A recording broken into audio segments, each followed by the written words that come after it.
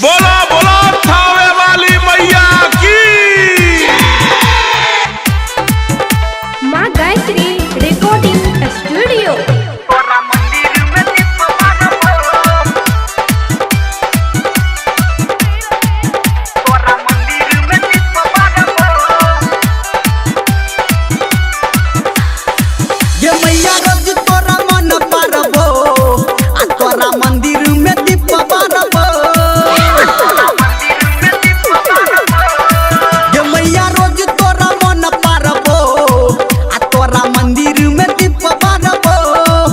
कनी फेर दे नजरिया गे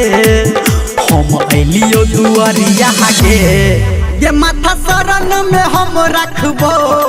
आ तोरा मंदिर पे दीप बारबो ये मैया रोज तोरा मन पारबो आ तोरा मंदिर में दीप बारबो। डीजे सुमित सतीश, डीजे सुमित सतीश, रेमा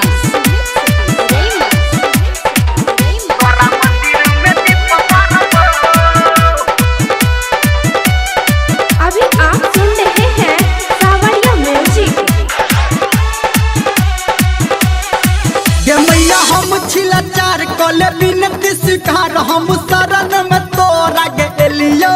ये हमर जरल कपार हमर सुनिल पुकार हमर विपदा अपन बतेलियो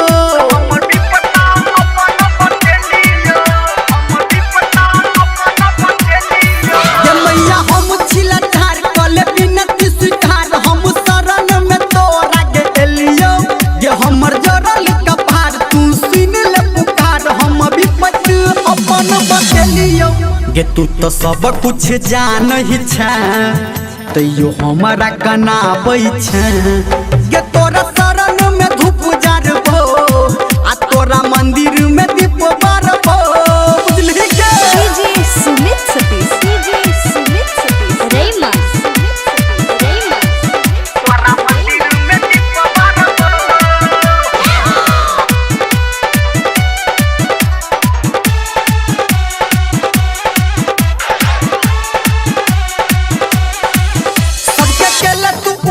कले हमरो दुल्हार अब तोहर ने मैया तू देरी ये धर्मेंद्र छोठार मैया तोहरा दुआर संजय गौतम के बुझ मजबूरी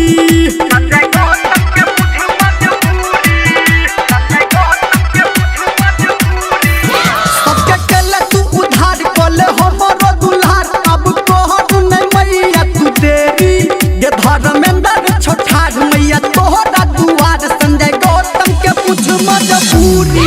ये कहू राइटर बउआ गे संगे संगे हमर गौवा गे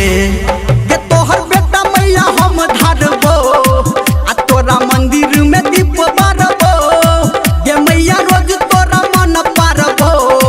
आ तोरा मंदिर में दीप बारबो कने फेर दे नजरिया गे हम अलियो दुआरिया गे ये माथा शरण में रोज टेकबो आ तोरा मंदिर में दीप बारबो ये मैया रोज